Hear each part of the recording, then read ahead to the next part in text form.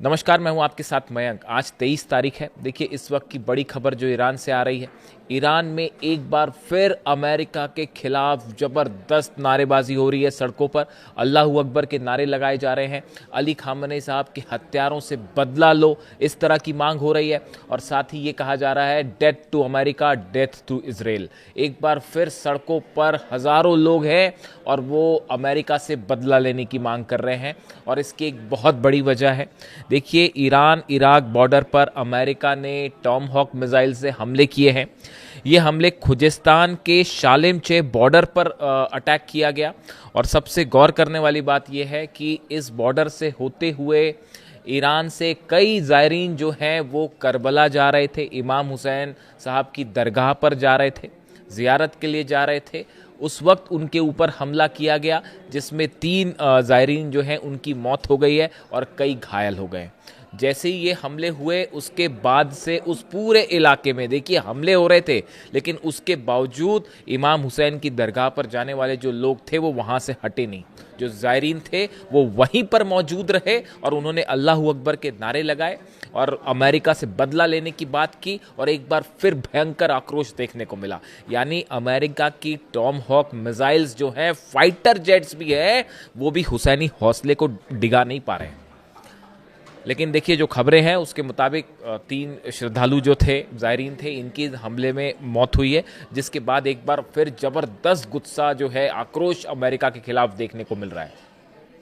इसके अलावा देखिए, एक और खबर ऐसी है जिनकी तस्वीरें मैंने देखी तो मतलब उससे इस पूरे जंग के दौरान जो सबसे दुख देने वाली तस्वीरें थी वो देखी है मैंने पिछले 1-2 दिनों के अंदर। देखिए, मिनाब में जो 168 लोगों की और बच्चों की खास तौर पर मौत हुई थी अमेरिका के टॉम हॉक मिसाइल हमलों में, इसमें से 32 बच्चे ऐसे हैं जिनके शवों के टुकड़ों को दफनाया गया है ईरान में।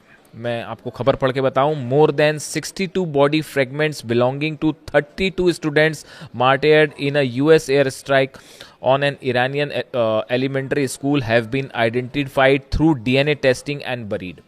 देखिए, जो हमले हुए थे उसके बाद वहाँ जो छोटे छोटे बच्चे थे, फर्स्ट स्टैंडर्ड के, सेकंड स्टैंडर्ड के, थर्ड स्टैंडर्ड के, उन बच्चों में कई ऐसे थे बच्चे जिनके इस धमाके से शरीर के कई हिस्से हो गए थे और उसके बाद जो है उनके बॉडी पार्ट्स अलग हो गए थे। उनका डीएनए टेस्ट करवाया गया है और डीएनए टेस्ट करवाने के बाद जो है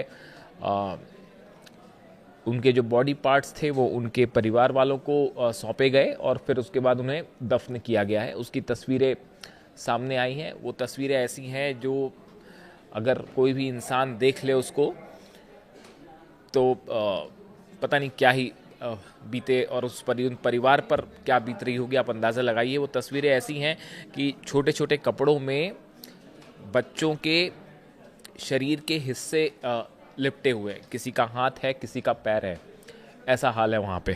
उन सबको जो है सुपुर्द खाक किया गया। उनके परिवार वाले, उनकी माताएं वहाँ पर मौजूद थी और उनके पिता वहाँ पर मौजूद थे। उनको ये शरीर के हिस्से दिए गए और उन्हें जो है वो सुपुर्द खाक किया गया, दफनाया गया। 28 तारीख को ये हमले हुए थे। अली खामनेई साहब पे जिस दिन हमला हुआ था उसी दिन जो है मिनाब पर भी हमला हुआ था।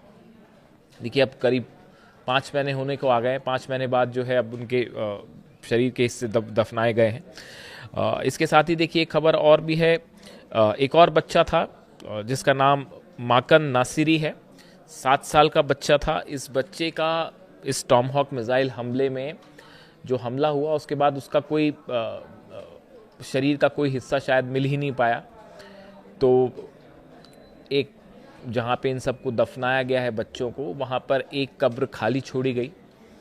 वो इस बच्चे के लिए छोड़ी गई। 7 साल का बच्चा है। देखिए, Mustaba Kahramani, head of Hormozgan judiciary, said that despite multiple specialised search operation at the school, no trace has been found of 7-year-old Makan Nasri, a first grader who remains the only victim whose body has never been recovered. जो Hormozgan प्रांत है, judiciary के head हैं, उन्होंने बताया कि हमने वहाँ पर तमाम तरह के सर्च ऑपरेशन चलाए और स्पेशलाइज्ड सर्च ऑपरेशंस थे। उसके बाद भी इस बच्चे के शरीर के हिस्से नहीं मिल पाए और एक कब्र वहाँ पर खाली छोड़ी गई है इस बच्चे के लिए। इस बच्चे के पिता का भी एक बयान सामने आया है, जो ये पूछ रहे हैं कि मैं अपने बच्चे को कहाँ तलाशने जाऊँ।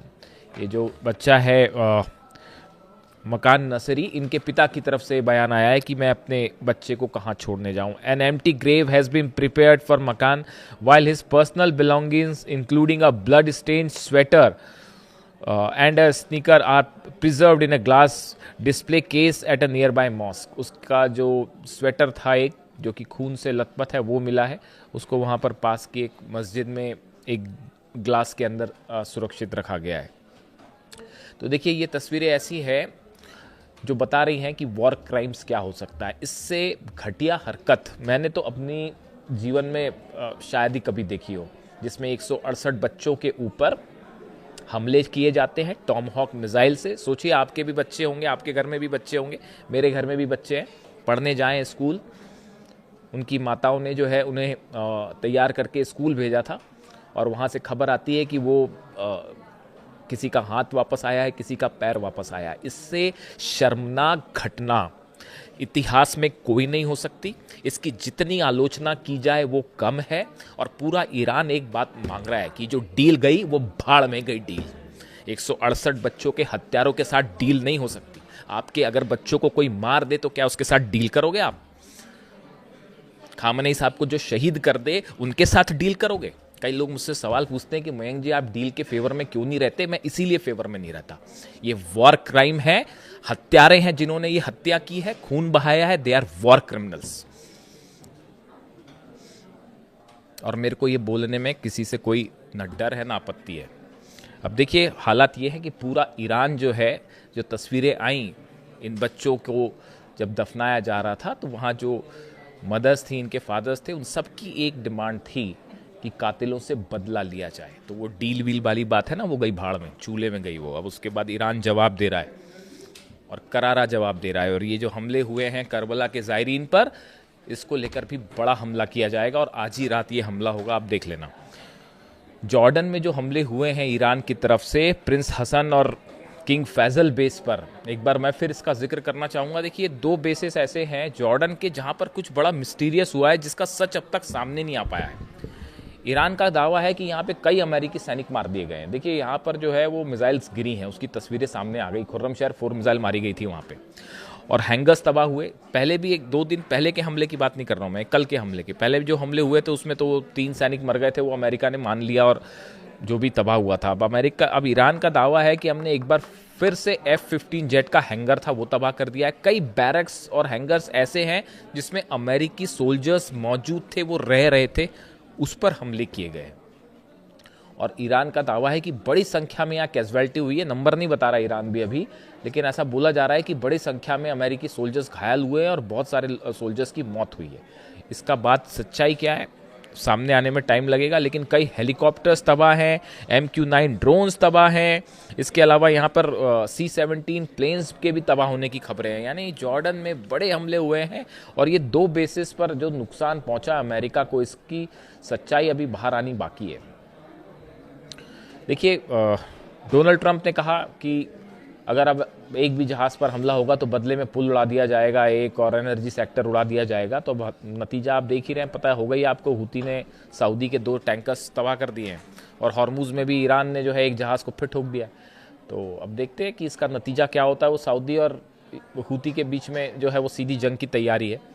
ईरान और रशिया दोनों बैक कर रहे हैं। हूती को घुमा फिरा के क्या बात करनी, सीधी बात है। हूती को बैक कर रहे हैं ईरान और रशिया, और जो है वो इंस्ट्रक्शन वहीं से आ रहे हैं। और अब देखिए फिर हूती क्या करते हैं। वो रेड सी भी पूरा जो है वो बंद हो जाएगा। इसी को लेकर तो लावरोव वार्निंग दे रहे थे रूस के विदेश मंत्री बार बार कि अगर बाबंदेब बंद हो जाए तो उसके बाद हाहाकार मच जाएगा। तो देखिए, अब इसकी शुरुआत है। यानी हॉर्मुज़ में भी जंग है, लाल सागर में भी जंग है, और ईरान और अमेरिका के बीच जो है हमले हैं वो तो लगातार हमले हो ही रहे हैं। जो लेटेस्ट स्ट्राइक्स हैं अमेरिका की तरफ से, सिरिक जो पोर्ट है, सिरिक बंदरगाह जो है वहाँ पर, सिरिक आइलैंड है वहाँ पर हमले हुए हैं, बंदर अब्बास में हमले हुए हैं, खुजिस्तान में हमले किए गए हैं, एवाज में हमले किए गए हैं, लगातार बमबारी जारी है। देखिए इसके अलावा एक और बड़ी खबर आ रही है, इस पर मैं अलग से बात करूँगा। ये वीडियो में मैं सिर्फ इन बच्चों की बात करना चाह रहा था, मिनाब की बच्चियों की बात करना चाह रहा था, और जो ज़ायरीन जा रहे थे करबला, उन पर हमले हुए, मैं उन्हीं की बात करना चाह रहा था, इसलिए मैं अभी और दूसरे एस्पेक्ट पे नहीं जा रहा। लेकिन ऐसी खबर है डिफेंस सर्कल में कि B-2 बॉम्बर्स आज रात को ईरान पर हमला करने वाले हैं। इस तरह की खबरें हैं। मूवमेंट दिखाई देने लग गया है दो बेसिस पर, ब्रिटेन के, एक ब्रिटेन के बेस पर और दूसरा जो है वो डिएगो गार्सिया पे फिर से जो है खबरें हैं इस तरह की। और जब B-2 बॉम्बर्स का जब भी मूवमेंट होता है तो गिने चुने बेस होते हैं जहाँ से टेक ऑफ होता है। डिएगो गार्सिया में भी मूवमेंट है और माना जा रहा है कि आज रात को या हो सकता है एक आध दिन लेके जो है वो पिकेक्स माउंटेन पर हमला हो सकता है। खबरें ये भी है, नेतन्याहू ने ब्रीफ किया है डोनाल्ड ट्रंप को कि पिकेक्स माउंटेन के नीचे जो है बम बन रहा है ईरान का। इस तरह की जानकारी कहते हैं कि नेतन्याहू ने दी है डोनाल्ड ट्रंप को, और इसके बाद जो है वो खुद ही कह चुके हैं, डोनाल्ड ट्रंप तो खुद ही बोल चुके कि हमला होना है पिकेक्स माउंटेन पर। और ईरान की तरफ से जवाब भी आ गया है कि अगर पिकेक्स माउंटेन पर हमला हुआ तो उसका वो लोकेशंस पर हमला करके जवाब दिया जाएगा जहां कोई सोच नहीं सकता। अगले वीडियो में मैं आपको एक बड़ा खुलासा करूंगा कि ईरान की एक ऐसी प्लानिंग की चर्चा हो रही है कि अगर वो हमले हो जाते हैं पूरा यूरोप सुलगने लगेगा साहब। अब 5000 वाली किलोमीटर रेंज की मिसाइल तो कहीं नहीं गई, वो तो ये मान के ही चल रहा है, अमेरिका भी, पेंटागन भी मान के चल रहा है कि 5000 किलोमीटर रेंज की मिसाइल तो ईरान के पास है ऑलरेडी। ये जो हमले हुए जॉर्डन में, ये इतने प्रिसाइज हमले हुए, वो अमेरिका के रक्षा मंत्री पीट हेग्सेथ और विदेश मंत्री जो हैं लावरोव, रूस के आपस में भिड़े हुए हैं दोनों। हेग्सेथ इस बात से परेशान है, उनको जवाब नहीं सूझ रहा कि भाई इतनी प्रिसाइज स्ट्राइक कैसे हो गई। इतनी एक्यूरेट स्ट्राइक हुई है जॉर्डन में, कुवैत में, बहरीन में, एक एक लोकेशन पर चुन चुन के हमले किए हैं ईरान ने, और बिल्कुल सटीक हमले। अमेरिका हैरान है कि इतनी सटीक हमले कैसे हुए। आरोप लगा रहा है रूस पे कि रूस ने मदद की, रूस ने मदद की। लावरोव ने उसका जवाब दिया है कि आप अपनी गिरेबान में झांको, हम पर आरोप मत लगाओ। यूरोप में जो हमले कर रहा है, रूस की जो ऑयल रिफाइनरी 100 से ज़्यादा जल रही हैं, वो अमेरिका की मदद से और यूरोप की मदद से जल रही हैं, ये कहना है रूस के विदेश मंत्री का। तो रूस और अमेरिका अलग भिड़े पड़े हैं चीन को लेकर। तो हालात जो हैं वो एक बेहद भयानक बड़ी जंग की तरफ जा रहे हैं। हम सबको इंतजार इस बात का है कि क्या B-2 बॉम्बर से पिकेक्स माउंटेन पर हमला होता है। अगर पिकेक्स माउंटेन पर हमला हुआ, ये जंग का सबसे बड़ा टर्निंग पॉइंट होगा और उसके बाद ईरान भयानक हमले कर सकता है। देखिए यहाँ पे है, एक बार फिर मैं इस बात को दोहराना चाहूँगा, किसी ने मुझसे ये बात कही थी कि चाहे अमेरिका जितने हमले कर ले, मिनाब पर जो हमले हुए, चाहे ज़ायरीन पर हमले हो रहे हैं या इंफ्रास्ट्रक्चर पर हमले हो रहे हैं, ईरान की आम जनता पर हमले हो रहे हैं, जितने हमले कर लें, डोनाल्ड ट्रंप जो है टॉमहॉक मिसाइल्स ले आएँ, लेकिन वो इमाम हुसैन वाला हौसला नहीं ला सकते। आप जो है F-35, F-15, F-18 जेट्स ले आइए, लेकिन खामनेई साहब वाली हिम्मत आप नहीं ला सकते। आप तमाम एयरक्राफ्ट करियर्स अपने ले आइए, लेकिन ईरान में जो शहादत, देश के लिए शहादत देने का जज्बा है, वो किसी शेयर बाजार में नहीं मिलती। तो लाख कोशिश कर ले अमेरिका, ईरान हमेशा से ईरान भारी पड़ा है और आगे भी भारी पड़ेगा। कमेंट करके बताएं आपकी क्या राय है। Thank you so much.